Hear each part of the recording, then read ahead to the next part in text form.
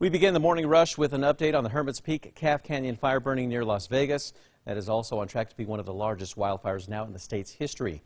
Fire officials say that it has grown to nearly 138,000 acres and is only 20% contained. Evacuations are in place for East Cinder in Las Vegas. Despite evacuation orders to leave, some families are staying behind in Mora, defending their homes this morning. One family explains that there are simply not enough people on the ground to stop the fire from destroying every structure, so some people are taking it into their own hands. They also say there's a huge need for housing to help those who've been evacuated or who need to be evacuated soon and have lost their homes. Meanwhile, east of Jemez Springs, crews battling the Cerro Pelado fire are bracing for rough conditions today. The 22,000-acre fire has burned within 6 miles of the Los Alamos National Laboratory boundary. Officials say that the burn scar from Las Conchas fire did not slow that fire much. Erica. And here's a look at our school day forecast. Temperature is a little cool this morning, maybe needing some layers to start, but will be warm later this afternoon. Winds will be picking up during the afternoon and evening to around 50 miles per hour.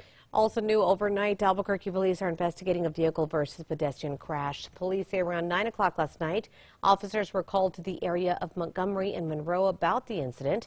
They say one person was taken to the hospital with serious injuries. We'll update you as we learn more details. This morning, U.S. officials believe that Russia may be shifting strategies and shifting goals for its war in Ukraine. They believe that Russia could be planning to annex much of the eastern Ukraine in the coming weeks. There are also now talks of adopting a new effort to help rebuild Ukraine after the war. Erica. And here's a look at the threat index. It is very high today for those strong winds we're expecting. Wildfires may ignite on their own. Let's make sure that there are no human-caused wildfires today. New this morning, there are reports that a Supreme Court draft opinion that would overturn Roe v. Wade has been leaked. Politico says that it obtained a 98-page draft opinion that was circulated among the justices earlier this year. The court's opinion is not official until it's published. It's also not clear if this is the final version. 3 GOP House members have all received requests to voluntarily appear before the House January 6th committee. Now, that committee has yet to issue a subpoena to any member of Congress, but Chair Benny Thompson has now hinted that this measure could be considered. Erica. And let's get a check on traffic this morning. The maps are clear, not showing any accidents or slowdowns.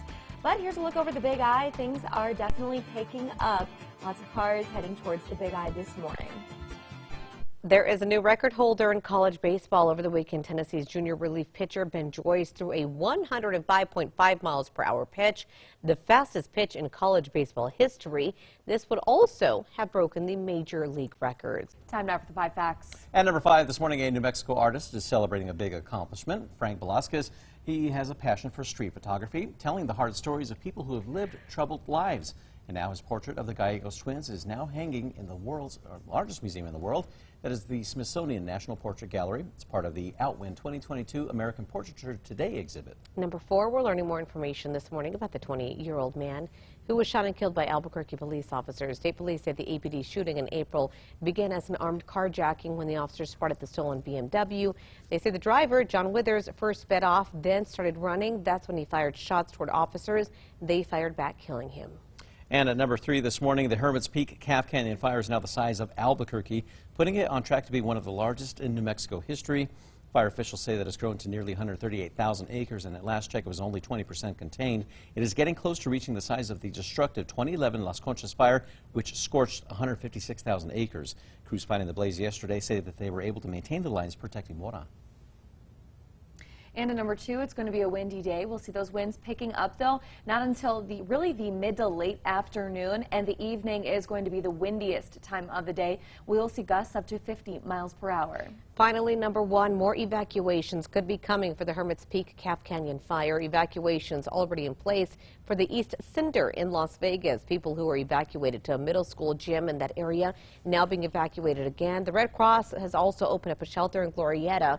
Some people are choosing to stay, though. Anna Marie Trujillo says that her children were evacuated to Albuquerque, but her husband and his father have stayed back to help fight the fires from reaching their homes.